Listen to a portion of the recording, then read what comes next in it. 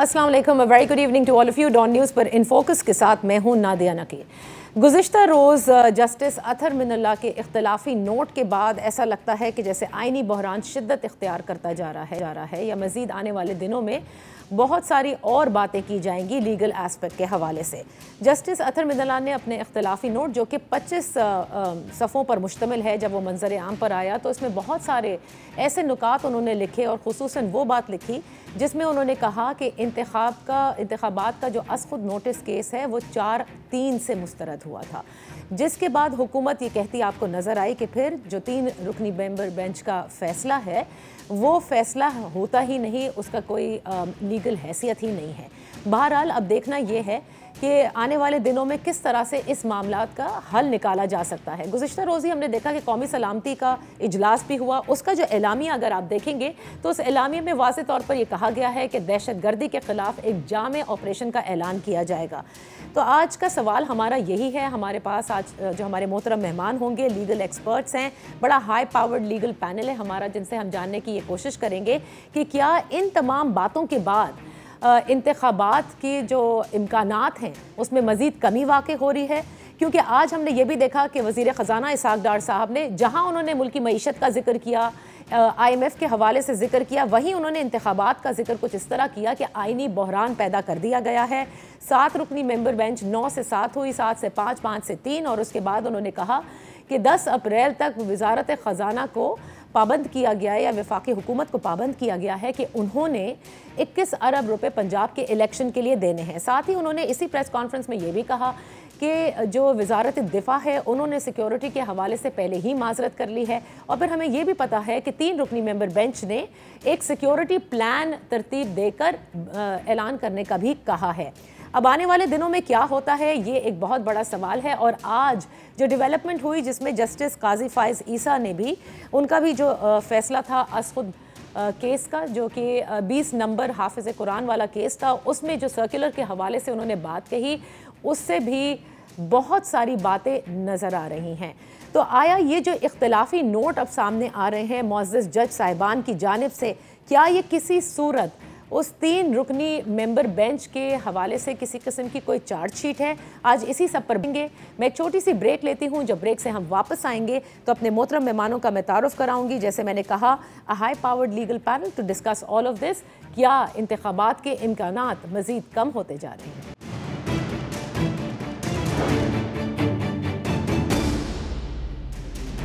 Welcome back. In focus में अपने मोहतरम मेहमानों का तारुफ कराते चलूँ। हमारे साथ हैं अहमद अवैस साहब, साबिक एडवोकेट जनरल पंजाब हैं। हमारे साथ एडवोकेट खलील ताहिर सिंधु साहब, साबिक सूबाई वजीर, पाकिस्तान मुस्लिम लीग नून के रहनुमा, और हमारे साथ हैं जहांगीर जदून साहब, एडवोकेट जनरल इस्लामाबाद। कुछ ही देर में फैसल करीम कुंडी साहब भी हमें ज्वाइन करेंगे, क्योंकि मामलात अब बहुत ज़्यादा पेचीदा नज़र आ रहे हैं। मैं आपसे गुफ्तगू का आगाज़ करना चाहूँगी अहमद अवैस साहब, जो इख्तलाफी नोट आया है जस्टिस अतहर मिनल्ला साहब का, और इस इख्तलाफी नोट एक तरह से जो है मैं समझती ये हूँ, और जितनी भी डिस्कशंस अभी तक हो रही हैं, कि जैसे कि एक किस्म की ये चार्जशीट है। आप ये फरमाइएगा कि हुकूमत तो अब ये कह रही है कि इस इख्तलाफी नोट के बाद 3 रुकनी मेंबर बेंच का जो फैसला है वो फैसले की कोई अब हैसियत बाकी नहीं रह गई, क्योंकि 4-3 से ये मुस्तरद हुआ था इंतखाबात का असखुद नोटिस केस, जैसे कि अतहर मिनल्ला साहब ने अपने इख्तलाफी नोट में लिखा है। फरमाइएगा, आप क्या कहेंगे? अहमद अवैस साहब जो है, मेरे ख्याल से राब्ता मुनक़ता हो गया। The same question to you Jahangir Jadoon साहब, इसकी क्या अब हैसियत बाकी है? बिस्मिल्लाहिर्रहमानिर्रहीम। देखें, इसको थोड़ा सा प्रोस्पेक्ट में देखना होगा, पीछे जो हैपनिंग हो रही हैं जब से ये सू मोटो नोटिस लिया गया है जी। तो इसमें सबसे पहले जब सू मोटो नोटिस लिया गया था तो चीफ जस्टिस साहब ने जो ऑर्डर फरमाया था उसमें लिखा हुआ था कि political parties are the main stakeholder. तो जब political party main stakeholder थी तो फिर पॉलिटिकल पार्टी को पहले एक केस में नोटिस हुआ, फिर पॉलिटिकल पार्टीज ने आके ऑब्जेक्शन किया या जिस तरह भी चीज़ें हुई। तो अभी सबसे पहले उन्होंने यही कहा था कि जी ये मुनासिब है कि अगर इसको फुल कोर्ट जो है वो बैठ के मामले को सुने, तो अगर ये देखें फुल कोर्ट बन जाती, अब क्रॉस द बोर्ड अभी यही मुतालबा हो रहा है अभी तक कि ये कन्फ्यूजन नहीं पैदा तब हुई है कि जब ऑनरेबल चीफ जस्टिस साहब ने सुप्रीम कोर्ट की फुल कोर्ट नहीं बिठाई और ये मामलात फिर आ गए, पेचीदा होते चले गए और अब मजीद पेचीदा होते जा रहे हैं। सही, क्योंकि जो नोट्स आ रहे हैं, जजमेंट आ रही हैं, वो एक अपने सुप्रीम कोर्ट के अंदर अब 4 जज ये कह रहे हैं कि 4-3 का डिसीजन था। और अभी गवर्नमेंट का भी आपने स्टैंड देख ही लिया है कि गवर्नमेंट क्या करना चाहती है। बिल्कुल। तो ये मसाइल जो है, अब सुप्रीम कोर्ट एक सबसे बड़ा नहीं, तो आप क्या समझते हैं, मैं आपसे यही पूछना चाह रही हूँ जहांगीर जदून साहब, आप समझते हैं कि हुकूमत जो ये कह रही है कि अब इस इख्तलाफी नोट के बाद ये एक तरह से ये डिसीजन ही नहीं है, क्योंकि ये तो मुस्तरद हो गया था, यानी अस खुद नोटिस ही मुस्तरद हो गया था, लिहाजा ये अब डिसीजन है। देखें ना, इसका सोल्यूशन तो कोई निकालना है ना। इस तरह तो आप गवर्नमेंट कहती है जी हम इम्प्लीमेंट नहीं कर रहे, आपकी जजमेंट ही नहीं थी, तो सुप्रीम कोर्ट कहती है हमारी जजमेंट थी, तो ये तो फिर स्टैंड ऑफ हो जाएगा between the government and supreme court of Pakistan. Absolutely. और ये स्टैंड ऑफ जो है ये बढ़ता जा रहा है। जरा अहमद अवैस साहब भी हमारे साथ वापस आ गए। मैं इनिशियली आप लोगों की कमेंट्स पहले लेना चाह रही हूँ इस बात पर, इख्तलाफी नोट की लीगल हैसियत अवैस अहमद साहब क्या है, क्योंकि इट्स एन आई ओपनर। जिस किस्म की जो कुछ तहरीर किया गया है जस्टिस अतहर मिनल्ला साहब की जानिब से, और आज जो कुछ जस्टिस काजी फाइज ईसा साहब ने भी तहरीर किया सर्कुलर के हवाले से और सुप्रीम कोर्ट के हवाले से, वो उससे तो साफ लगता है कि ये जो विद इन द जुडिशरी इस वक्त तकसीम है, अब मामला कहाँ आप जाते देख रहे हैं, इसका हल कैसे निकलेगा? आया ये इंतखाबात का फैसला है जिस पर अमल दरामद करना है हुकूमत ने या नहीं करना? बिस्मिल्लाहिर्रहमानिर्रहीम। देखिए, बात यह है कि ये इख्तलाफी नोट 1 मार्च को ये फैसला हुआ था, 5 रुकनी बेंच का जो फैसला आया था, और उसके बाद आपने देखा कि वो जो फैसला है उसमें बड़ा वाज़ेह अल्फाज में लिखा हुआ है ओपनिंग सेंटेंस के अंदर कि 3-2 के रेशो के साथ ये जजमेंट जो है पास हुई है। और उसके बाद ये भी उसमें लिखा गया था कि बेंच वाज रिकॉन्स्टिट्यूटेड, और 5 जज साहबान ने जिसमें से 2 के इख्तलाफी नोट जो इसमें आए, उन्होंने इख्तलाफ किया, तो 3 और 2 के रेशो के साथ ये जजमेंट जो है तो वो एनफोर्स हुई। तो उसके बाद कोई जवाब नहीं है किसी इख्तलाफी नोट का। जो जज साहबान बेंच का हिस्सा नहीं थे, जो पहले दिन के बाद वो अलग से जब इनकी मीटिंग हुई और मीटिंग के बाद दोनों ने कहा कि जी हम इससे एग्री नहीं करते हैं, हम आपकी मर्जी है, हमें आप बैठाते हैं नहीं बैठाते हैं, और वो अलग हो गए। दोनों ने रिफ्यूज कर दिया कि हमें ना बिठाया जाए।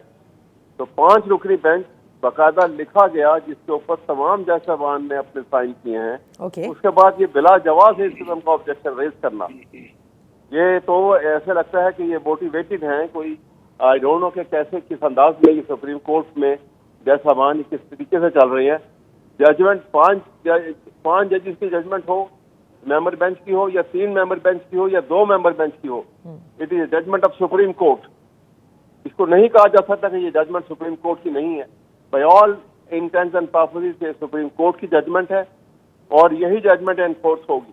और आप ये कहते हैं कि इख्तलाफी नोट की इस वक्त कोई हैसियत भी नहीं है और इख्तलाफी नोट बनता नहीं है, क्योंकि सबने साइन किए थे 1 मार्च पे, 5 जज साहबान ने साइन किए हुए। उसके बाद किसको ये इख्तलाफी नोट, ये अतहर मिनल्ला साहब का या उनका जो था याहिया साहब का या अफरीदी साहब का, इसकी कोई हैसियत नहीं है और कोई तुक नहीं है इनका यहाँ पे इसके अंदर, क्योंकि ये देवर नेवर जो हियरिंग हुई है बाकायदा जितने दिन डे टू डे हियरिंग हुई है उसमें ये जज साहबान शामिल नहीं थे। अच्छा, अहमद अवैस साहब हमारे साथ ही रहें, क्योंकि अभी ये मामला जाहिर है इतने सहल नहीं है और इतने आसान नहीं है।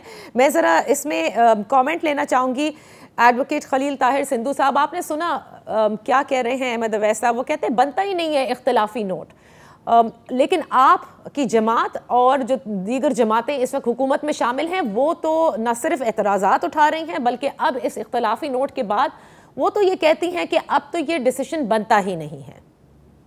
जी बहुत शुक्रिया, मेरे लिए दोनों बड़े काबिल एहतराम है, खासतौर पे एडवोकेट जनरल रहे हमारे, और मैं इनका बहुत एहतराम करता हूँ। हाल दो हम मुख्तलिफ जमातों से पेश होते हैं, लेकिन इसके बावजूद इनको पता है अब अदालत से बाहर होते हैं तो मैं रास्ते में खड़ा होकर सबसे पहले इनसे सलाम लेता हूँ। लेकिन आज मुझे थोड़ा सा दुख लगा है, जो जदून साहब फरमा रहे थे वो ठीक फरमा रहे थे। ये जो 4 जजेस है सुप्रीम कोर्ट के, बाकी तो छोड़ देना दिया, जमातों को छोड़ दें, सिविल सोसाइटी को छोड़ दें। ये जो 4 जजेस है ऑनरेबल जजेस, जिन्होंने कहा कि ये फैसला ये हुआ था कि ये 4-3 से मुस्तरद किया जाता है, चाहे कि जहाँ पे जिनका वक्फा हुआ था, और जब फैसला ये हो गया तो उसके बाद आके मैं समझता हूँ कि ये खुदाई सिफ्त है जजों के पास, सारों के पास। आज भी लॉर्डशिप जो है, हम इनको लॉर्डशिप कहते हैं, हम इनको ऑनरेबल कहते हैं। हमें ये फांसी लगा दें, जुल्फकार अली भुट्टो को उन्होंने फांसी लगा दिया, फिर भी उसने कहा नहीं ये हमारे लॉर्डशिप है, मैं तारीख के हाथों नहीं मरना चाहता, मैं इधर मतलब इसके बेहतर है कि मुझे जो भी हो वो सब कुछ ठीक है। इवन दैट ये जो 4 जजेस हैं, हमारी लड़ाई चलो ठीक है वो साइड पे होगी पॉलिटिक्स की, ये 4 जजेस इनके ये जो चारों के फैसले हैं। और एक नादिया बड़ी इंपॉर्टेंट बात है मोहतरम अहमद साहब के लिए और जदूद साहब के लिए, 29 दफा लफ्ज लेजिटिमेसी इस्तेमाल किया गया। इसका मतलब होता है अगर इसको अपोजिट सेंस में ले, जायज या नाजायज, वैलिडिटी इस्तेमाल नहीं किया गया जो अतर मिनल्ला साहब ने किया है। और उन्होंने दुरुस्त कहा है, हमें चीफ जस्टिस साहब से हरगिज़ ये तवक्को नहीं थी कि वो इस किस्म की आपने आखिरी 2-3 महीनों में एक ऐसे पार्टी बनेगी। और सेकेंडली जो सो मोटो नोटिस होता है, इट्स अ लेटेंट फ्रेज। ये एक दर्शन मसीह केस हुआ था जस्टिस अफजलुल्लाह साहब ने, और ये होता है मार्जिनलाइज तबकों के लिए, महकूम तबकों के लिए, और या जो जिनके ऊपर फंडामेंटल राइट्स, क्या फंडामेंटल राइट्स सिर्फ पीटीआई के मुतासर हो रहे थे? बाकी जो जमातें हैं, अकरम शेख साहब सीनियर एडवोकेट हैं, उनका वकालतनामा उधर था, कामरान मुर्जा साहब का वकालतनामा उधर था, मैं अदालत में था, अहमद अवैस साहब भी थे। जस्टिस इस तरह से बिहेव कर रहे थे कि हमें मैं 1996 से मैंने प्रैक्टिस शुरू की जरा दिया, मैं छोटा वकील हूँ, इनसे ये मेरे लिए बहुत बड़े हैं, बहुत ही काबिल एहतराम है मेरे लिए दोनों से बान, इवन सारे जजेस। लेकिन हमारा तो छोड़े, बाद में बात आएगी जब 4 जजेस ये कह रहे हैं तो इसका मतलब है कि क्या वो झूठ बोल रहे हैं? नौज़बिल्लाह, मैं तो ये नहीं मान सकता। इसलिए अब भी मौका है जो अतर मिनल्ला साहब ने लिखा है। और फिर अतर मिनल्ला साहब जिसकी अभी 22/10/2022 को अपना तारीफ कर रहे थे इमरान खान के, उनका हर एक फैसला जो है बहुत अच्छा, और उनका जो भी फैसला है मैं मानू का, वो किन मानों में कह रहे थे? अच्छा, एक तरफ हम दूसरी बात करते हैं, एक तरफ दूसरी बात करते हैं। सही। अच्छा, ये आपने बहुत अहम पॉइंट उठाया है ताहिर खलील सिंधु साहब। मैं जरा कत्ता कलामी के लिए माफी चाहूंगी, मैं इस पे जरूर चाहूंगी कि मेरे बकिया 2 मेहमान क्या कहेंगे, स्पेशली अहमद उवैस साहब। पहले मैं आपकी तरफ आती हूँ। उन्होंने कहा देखें जो 4 जज साहिबान, मौजूद जज साहिबान के इख्तिलाफी नोट हैं, जाहिर है वो भी जज साहिबान हैं of the Supreme court of Pakistan, जिन्होंने आइन का तहफ़्फ़ुज़ फराम करना है, जो लॉ को समझते हैं, versus now the 3 member bench जिसका एक फैसला है। लेकिन तासुर ये मिल रहा है आपकी बात से इस वक्त कि जैसे वो 4 जज साहिबान जो भी लिख रहे हैं या जो भी उनका स्टैंडिंग पॉइंट है या इख्तिलाफी नोट है, हैज़ नो लीगल वैलिडिटी या इज़ जस्ट यूजलेस, और बस ये जो बेंच ने फैसला किया यही मनोअन है, इस पे आपने अमल दरामद करना है। तो ये तो बड़ा अजीब है आम लोगों के लिए, पॉलिटिकल पार्टीज के लिए समझना कि किसकी मानी जाए। देखिए, मैं आपको ये बात जरा ज्यादा वजाहत से बात कर देता हूँ कि 2 जज साहबान ने तो रिक्यूज कर लिया, इसलिए 7 रह गए। 7 जज साहबान ने, उनमें से अतर मिनल्ला थे और दूसरा याहिया आफरीदी साहब थे, जिन्होंने ये कहा कि हमारे नज़दीक सो मोटो प्रोसीडिंग नहीं है, हम इससे इख्तलाफ करते हैं और आपकी ये प्रेरोगेटिव है कि बेंच में हमें शामिल करते हैं कि नहीं करते हैं। लिहाजा इन दोनों को शामिल नहीं किया गया। ये रिकॉर्ड की बात है। ये 5 जजिस की जो फैसला सामने आया है उसके अंदर भी मेंशन है ये। और उसके बाद फिर 5 जजिस का रिकॉन्स्टिट्यूट लफ्ज इस्तेमाल हुआ है, द बेंच वाज रिकॉन्स्टिट्यूटेड। जब बेंच रिकॉन्स्टिट्यूट हो गया तो उसके अलावा किसी का इख्तलाफी नोट जो है उन 5 जज साहबान के अलावा वो पार्ट ऑफ जजमेंट नहीं हो सकता। ओके, ये असूल की बात है। और ये तमाम जजमेंट, जब बेंच रिकॉन्स्टिट्यूट का लफ्ज बड़ा इंपॉर्टेंट है, इसलिए जब ये उसके बाद अब 2 जजेस ने इख्तलाफ किया, अब बेंच में से इख्तलाफ तो कर सकते हैं। एक बेंच में जब जिन्होंने पूरी हेयरिंग सुनी है उनमें से 2 जज साहबान ने इख्तलाफ किया और 3 ने जो है वो एक साथ उन्होंने जजमेंट के फेवर में रिलीफ की उन्होंने दी। तो बात बड़ी क्लियर हो गई कि रेशो जो थी वो 3 और 2 की थी। इख्तलाफ करने वाले जो थे वो जस्टिस मंसूर अली शाह थे और जस्टिस जमाल मंदुखेल थे। सही, इन दोनों ने इख्तलाफ किया, ये उनकी इख्तलाफी नोट आ गया। लेकिन क्वेश्चन बड़ा क्लियर है कि 5 जज साहबान ने, ये रिकॉर्ड की बात है, अभी जजमेंट आप उठा के भी देख लीजिए कि जजमेंट शुरू होती है तो ओपनिंग सेंटेंस के अंदर ही ये लिखा हुआ है कि ये जजमेंट 3-2 की रेशो से है। 3-2 की रेशो और 5 जजेस की रिकॉन्स्टिट्यूशनल बेंच, इन दोनों को, ये दोनों बातें जो हैं 5 जज साहबान साइन कर रहे हैं इसके ऊपर।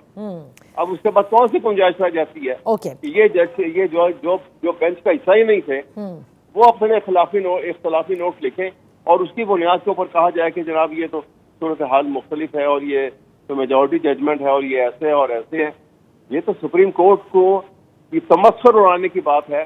और सुप्रीम कोर्ट से अगर ये खिलवाड़ किया गया, ये खेल खेला गया, इसके इतने भयानक नताइज होंगे कि आपको ये इससे अपने आप को रिट्रीव करना बैसियत कौम के नहीं। लेकिन ये खेल कौन खेल रहा है जो आप कह रहे हैं कि सुप्रीम कोर्ट के साथ ये खिलवाड़ किया जा रहा है, ये खेल खेला जा रहा है? ये खेल बिल्कुल वैसे ही खेला जा रहा है जैसे 97 में खिलवाया गया था और आलाकार उसमें जज साहबान भी बने।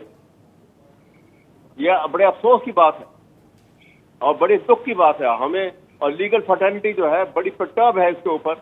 और किसी का लीगल फर्टर्निटी का किसी पॉलिटिकल पार्टी से दे नॉट ब्रीफ होल्डर, लेकिन कॉन्स्टिट्यूशन और सुप्रीम कोर्ट के लिए, चीफ जस्टिस के लिए कि उनको हटा दिया जाए या उनको अलग कर दिया जाए या आप असेंबली में बैठ के आप पार्लियामेंट के इस किस्म का रेजोल्यूशन करें, बिल्कुल वैसे वॉल्यूशन है।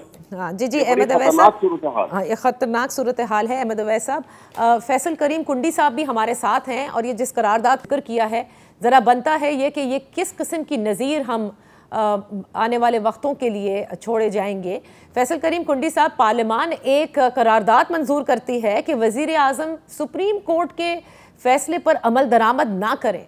आपको नहीं लगता कि ये एक हेड ऑन कोलिशन भी है आला अदलिया के साथ?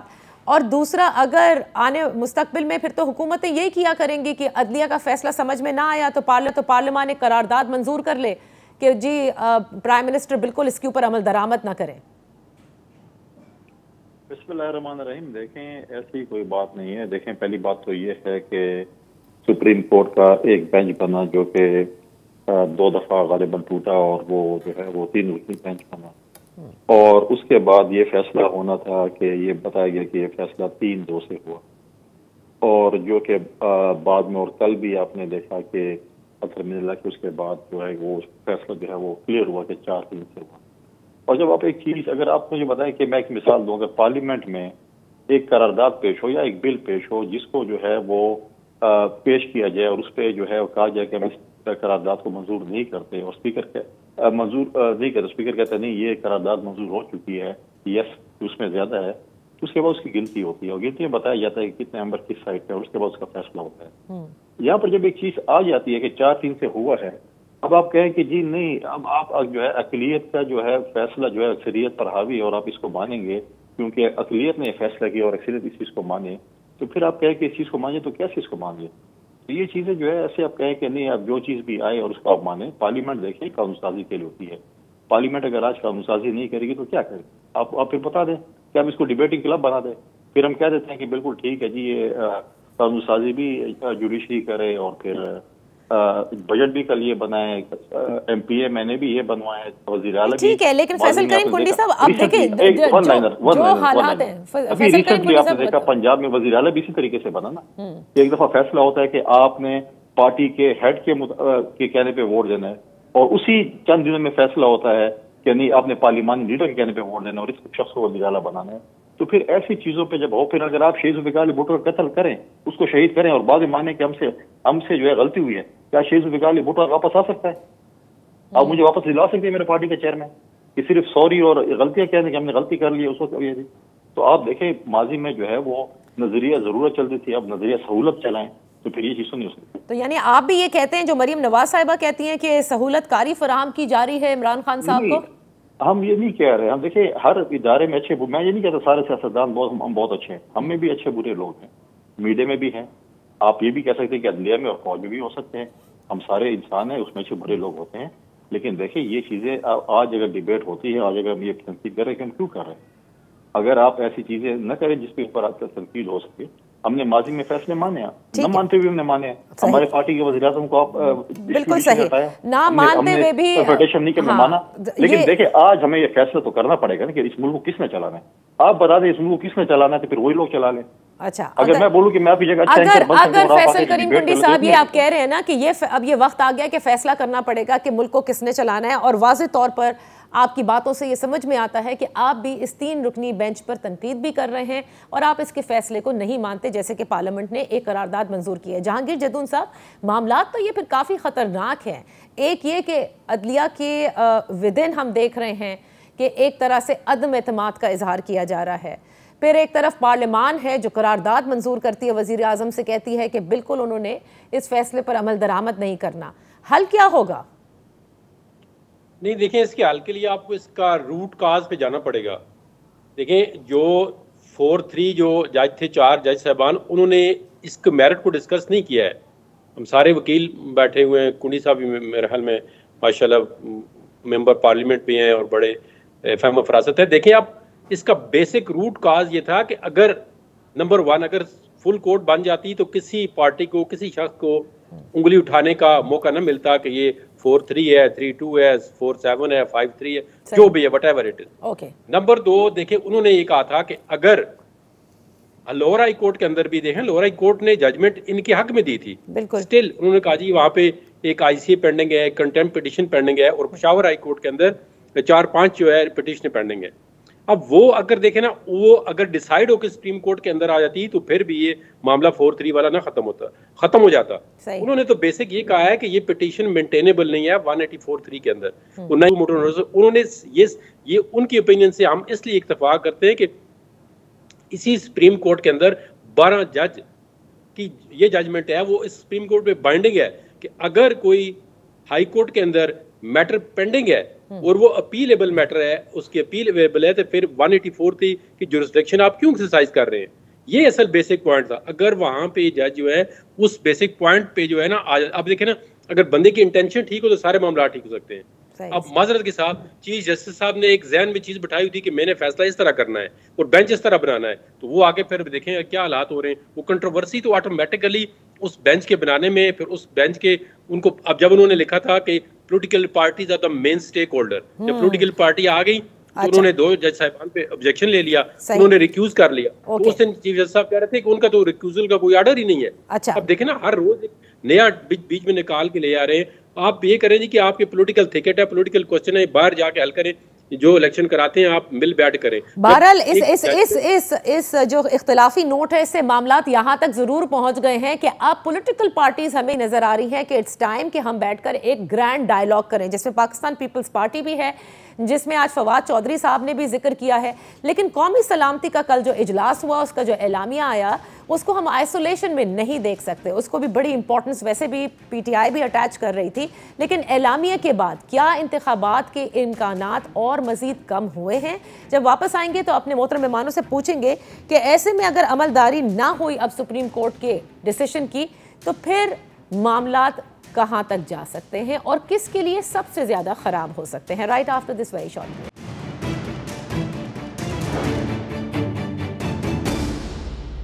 Welcome back. इन फोकस हैं जहांगीर जदून साहब, साबिक एडवोकेट जनरल इस्लामाबाद, अहमद अवैस साहब, साबिक advocate general Punjab, advocate Khalil Tahir Sindhu साहब और फैसल करीम कुंडी साहब। खलील ताहिर सिंधु साहब, आपकी तरफ मैं आती हूँ। जब मैंने जिक्र किया कौमी सलामती का जो इजलास कल हुआ और उसका एलामिया आया, यूँ लगता है कि हर तरह से आप लोगों ने ये प्लान कर लिया है अब कि किसी सूरत आपने इंतखाबात नहीं कराने। अब जो ये दहशतगर्दी के खिलाफ एक जामे ऑपरेशन का लॉन्च करने का कहा जा रहा है कि ये ऐलान किया जाएगा, इसका साफ मतलब ये है कि सिक्योरिटी तो जाहिर है तमाम दहशतगर्दी के हवाले से उस मुहिम के अंदर जुटी हुई होगी, तो इंतखाबात कहाँ से होंगे? अब यही एक प्रीटेक्स्ट बनाया जाएगा, ऐसा ही है? नादिया, बड़े अदब और एहतराम के साथ आपसे भी और अहमद अवैस साहब से भी 184 सब आर्टिकल 3 जो है ना, अगर आप मुझे आधे सेकंड के लिए अलाउ कर दे तो मैं पढ़ देता हूँ। Without prejudice to the provisions of article 199 the Supreme Court shall, ये 184 का जो 3 का है, सो मोटो का नोटिस, ये चीफ जस्टिस का नहीं है अकेले का। सुप्रीम कोर्ट शैल और शैल जो है ये मैंडेटरी है। ये अब ये जाएंगे कि रूल्स में ऐसे। ये दूसरा, अगर एजाज अल हसन साहब ने रेस्क्यू कर लिया था तो उनको बाद में क्यों बेंच में उठा दिया गया? उन पे तो बहुत बड़ा। और फिर उन्होंने एक तमाशा किया कि इशरत अली जो फेडरल गवर्नमेंट का मुलाजिम है, डेपुटेशन पे आया हुआ है, जो रजिस्ट्रार बना है, उसको एक दिन पहले फेडरल गवर्नमेंट वापस बुला रही है। उससे पर्पसली 4 तारीख को नया बेंच बनवा रहे हैं और फिर फैसला आधे 3 मिनट लगे, मैं भी उधर था, कि जी वो मैटर उनके पास नहीं था, अपना उनके पास काजी फाइजा के पास, लिहाजा उसकी कोई कानूनी हैसियत नहीं। तो मैटर तो फिर जो जब इन्होंने चीफ इलेक्शन कमीशन को बुलाया अपना नकवी साहब ने और एजाजुल हसन साहब ने, उनके पास भी इलेक्शन का मैटर नहीं था, वो तो डोगर का मैटर था, सर्विस मैटर, उसमें ये बुला रहे हैं उसको कि आप इलेक्शन क्यों नहीं कराते। नंबर 2, जो आपने कहा हम इलेक्शन के लिए तैयार थे कि इमरान खान की 12 जमानतें हैं, वो जज रात तक 9:30 बजे तक हाई कोर्ट में इंतजार कर रहे हैं जी, खान साहब आएंगे वो टोपा सा पहन के काला सा, और उसके बाद और फिर उनको सुनेंगे। कभी ऐसे भी होता है। अहमद अवैस साहब से पूछे, मेरी बहुत बड़े बड़े बड़े कामयाब अच्छे वकील हैं, हमारे आम लोग तो जो सेशन कोर्ट्स में होते हैं, हाई कोर्ट में 1 सेकंड के लिए पेश ना हो तो जज कहते गिरफ्तार कर लीजिए, जमानत खारिज हो गई है, ये पेश नहीं हुआ। और अब भी आखिरी उम्मीद सिर्फ सुप्रीम कोर्ट है। अच्छा। अगर अब भी सुप्रीम कोर्ट इकट्ठी होकर बैठे, फुल कोर्ट बनाए, जो भी डिसीजन होगा, कोई शख्स ऐसा नहीं होगा कि उसको कबूल ना करे। लेकिन ये अच्छा, दूसरा ये जो अहमद अवैस साहब ने फैसला पड़ा, उसके आखिर में एक बात लिखी हुई है कि मंसूर अली शाह, और जो उन्होंने कहा कि हम अपने दोनों ब्रदर जजेस अतर मिनुल्लाह और दूसरे से इत्तेफाक करते हैं, यही अफरीदी से, उन्होंने लिखा है उसमें आखिर में फुट नोट पे कि ये it will be the part of the judgment. अच्छा। इनका जो इख्तलाफी नोट है, ये पढ़ ले अभी अगर नहीं लिखा तो। अच्छा। इसलिए हम चीजों को हम बेहतर ये है कि जो लीगल फर्टर्निटी है वो हम वाकई हम किसी की पार्टी, मेरे बेशक किसी भी जमात से तल्लुक हो, अहमद अवैस साहब का, जदून साहब का, कुंडी साहब, किसी भी, लेकिन मुल्क की खातर आज भी है कि सुप्रीम कोर्ट जो है, चूंकि चीफ जस्टिस साहब जो है, मैं समझता हूं उन्होंने, मुझे नहीं समझ लग रही कि वो इस तरह से क्यों कर रहे हैं। और कभी देखा है आपने आज तक कि जो जजमेंट आए उसमें वो अपना इलेक्शन का शेड्यूल दे दे। आर्टिकल 175 सब आर्टिकल 3 कहता है कि अदलिया और इंतजामिया अलहदा होगी। ये इलेक्शन कमीशन है 218 के तहत शेड्यूल वो तो इसलिए ना कि इलेक्शन कमीशन जो है वो 90 दिन के अंदर इलेक्शन कराने का भी तो इसी आइन में स्टिपुलेटेड है ना। तो जब वो नहीं हो रहा तो और कैसे अब नादिया 90 दिन में अगर 14 मई को इलेक्शन होता तो 90 दिन में तो अब भी नहीं हो रहा। और क्या 90 दिन सिर्फ पंजाब के लिए है, केपी के लिए नहीं थे? केपी के लिए कह दिया कि वो वहां पे जाके कंसर्न फॉर्म पे, अगर सुप्रीम कोर्ट है वो सबसे सुप्रीम इसीलिए उसको कहते हैं कि that is equal for everyone, उसमें इक्विटी भी नजर आनी चाहिए। जब केपी की बात है वहां का जी वो अपना फैसला करेगी। Is it a way, is it a legal way? अच्छा, तो अब भी फुल कोर्ट बन जाए। क्विकली जरा अहमद अवैस साहब से पहले पूछ लूं before I go for break. Ahmed Awais साहब, अब भी अगर फुल कोर्ट बन जाए तो मामलात किसी तरह से जिसे कहते हैं ना कि अग्रीएबल हो जाएंगे, तमाम जमातों का भी यही इत्तेफाक था। अलबत्ता सुप्रीम कोर्ट में कह दिया था चीफ जस्टिस साहब ने कि फुल कोर्ट का मामला बनता नहीं है। देखिए, बात यह है कि ये क्वेश्चन ये है, कोई प्रोपोजिशन ऐसी तो है नहीं कि जिसकी इंटरप्रिटेशन होनी हो, और इंटरप्रिटेशन क्योंकि किसी कॉन्स्टिट्यूशन की किसी प्रोविजन की होनी हो तो उसके लिए ये लार्ज बेंच होता है, उसके लिए बड़ी एहतियात बरती जाती है कि इंटरप्रिटेशन जो है वो गलत ना हो जाए।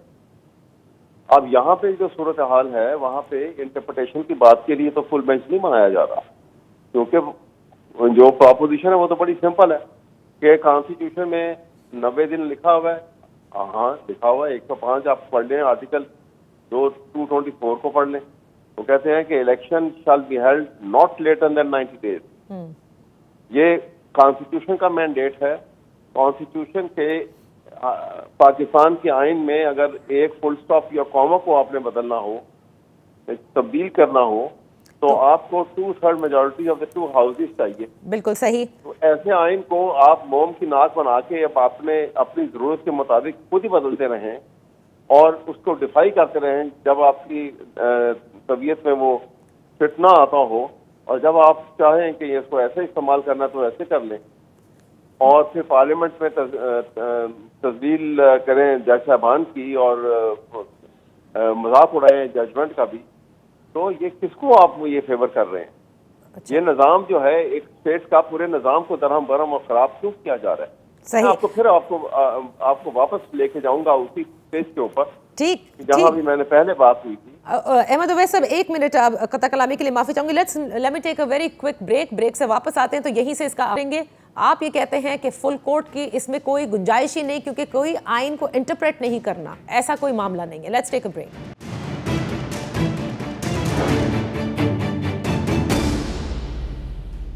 Welcome back. प्रोग्राम के आखिरी हिस्से में अपने तमाम मोहतरम मेहमानों से पूछना चाहूँगी कि अब जो है वो रास्ता क्या है। क्या शहबाज शरीफ साहब जिस तरह से बार बार कहते हैं फवाद चौधरी साहब की कंटेम्प्ट में वो घर भेजे जा सकते हैं, वो रास्ता है, या अब जो तहरीक इंसाफ बार बार डायलॉग की बात कर रही है वो रास्ता है, या जिस तरह हमारे लीगल फ्रेटर्निटी से ताल्लुक़ रखने वाले मोहतरम मेहमान कहते हैं कि एक फुल कोर्ट तश्कील दे दिया जाए तो ही बात आगे बढ़ेगी। अहमद अवैस साहब, आपसे मैं गुफ्तगू का आगाज़ करूंगी, इस मुद्दे पर ज़रा अपने व्यूज़ दे दीजिए so that then we can have a round from everyone here. देखिए, मैं आपको बताऊं, ये स्टेट का जो है, स्टेट स्ट्रक्चर जो होता है वो एक पूरे एक नज़म के ऊपर, एक निज़ाम के ऊपर वो कायम होता है, और उसमें बाकायदा तौर पे सबसे पिवट पोजीशन जो है वो पाकिस्तान के आइन की है, और जितने अदारे हैं, चाहे वो पार्लियामेंट है, वो अदलिया है, वो एग्जीक्यूटिव है, ये सारे सबसर्विएंट टू द कॉन्स्टिट्यूशन है। आर्म फोर्सेस जो है वो एक अदारा नहीं है, ये एक डिपार्टमेंट है जो कि फंक्शन करता है इंटीरियर मिनिस्ट्री के अंडर। तो मेरी जो आपके सामने गुजारिशात हैं वो ये हैं कि इस निज़ाम को अगर आप तोड़ेंगे या इसमें तब्दीली लाएंगे इस तरीके से कि जो स्ट्रक्चर है वो अपनी शेप खो बैठे, अपनी हैसियत को बदल दे, तो पूरा निज़ाम टूट जाएगा। अब अगर पाकिस्तान के आइन को अगर आप उसकी हैसियत को बरकरार नहीं रखते हैं, ठीक है, पाकिस्तान की अदलिया के फैसलों को नहीं मानते हैं और अपनी मर्जी के मुताबिक फैसले चाहते हैं और उनको मनवाना चाहते हैं, तो इसका मतलब है कि आप एरोगेंस के ऊंचे घोड़े पे, हाई हॉर्स ऑफ एरोगेंस के ऊपर बैठे हुए हैं और बड़ी ऊंचाई से कॉन्स्टिट्यूशन को बहुत छोटा सा देख रहे हैं और हकारत की नजर से देखते हैं जमीन पे पड़े हुए कॉन्स्टिट्यूशन को, और उसको अपनी मर्जी के मुताबिक तब्दीलियां जो चाहे ले आए। सही, अहमद अवैस साहब, आई गॉट योर पॉइंट। आपने ये कह दिया कि कॉन्स्टिट्यूशन से अबाइड करें, जो फैसला है उसी को इम्प्लीमेंट करें, तो ही ये स्ट्रक्चर को बचाया जा सकता है। फैसल करीम कुंडी साहब, आपने क्योंकि नेशनल डायलॉग की बात की है पीपल्स पार्टी ने, क्या नून लीग भी इसके लिए तैयार है? क्योंकि अब हम देख रहे हैं असद कैसर साहब हों, शाह महमूद कुरैशी साहब हों या फिर फवाद चौधरी साहब हों, वो बार बार डायलॉग की बात कर रहे हैं। वो कह रहे हैं मुज़ाकरात होने चाहिए जिसमें हुकूमत, स्टैब्लिशमेंट भी बैठे और तहरीक इंसाफ भी बैठे, तो ही कोई जरिया निकाला जा सकता है, वरना फिर मामलात इसी तरह गंभीर और पेचीदा रहेंगे। देखें, सबसे पहली बात तो ये है कि जब हुकूमत ख़त्म हुई और पीटीआई ने अपने एक बात शुरू की अमेरिकन साजिश से होते हुए जो बातें की, और जब उनको जो स्क्रिप्ट दिया गया था वो स्क्रिप्ट उनका ख़त्म हो गया और जब वो डेड पे आ गए और उनके पास कुछ नहीं बचा, अब वो कहते हैं कि हम मज़ाकरात करते हैं। पहले तो मज़ाकरात नहीं करना चाहते थे और कहते थे कि हम किसी के साथ बैठने को तैयार नहीं है, जो भी उनकी चीज़ें थी। लेकिन पाकिस्तान पीपल्स पार्टी एक मैच्योर सियासी जमात है। हम आज भी कहते हैं कि हम सबसे पहले अपनी इत्तेहादी जमातों के साथ बैठेंगे, ठीक है, जो इस हुकूमत का हिस्सा है। हम उनको पहले कन्विंस करेंगे मज़ाकरात के लिए, फिर उसके बाद हम बिल्कुल बाकी जमातों के पास, अगर आपने देखा कि बिलावल भुट्टो ज़रदारी साहब ने पार्लियामेंट में भी कहा कि अगर हमें किसी शख्स की अगर शक्ल भी पसंद नहीं होगी लेकिन हम फिर भी मज़ाकरात उनके साथ कर सकते हैं। ठीक है, पहले आप अपने कोलीग्स को, अपने इत्तेहादियों को कन्विंस करेंगे, उसके बाद हम उनके साथ बैठेंगे, लेकिन किसी शर्त पे नहीं, किसी शर्त पे नहीं हम मज़ाकरात बैठेंगे, लेकिन एक ग्रेटर डायलॉग के लिए बैठेंगे। सबसे पहले पाकिस्तान की बात करेंगे, जो पाकिस्तान ओके, फैसल करीम कुंडी साहब, वेरी क्विकली, क्या हम देखें कि मौजूदा हुकूमत अमल दरामद करती नजर आ रही है आपको 14 मई के फैसले को, या हाँ या ना?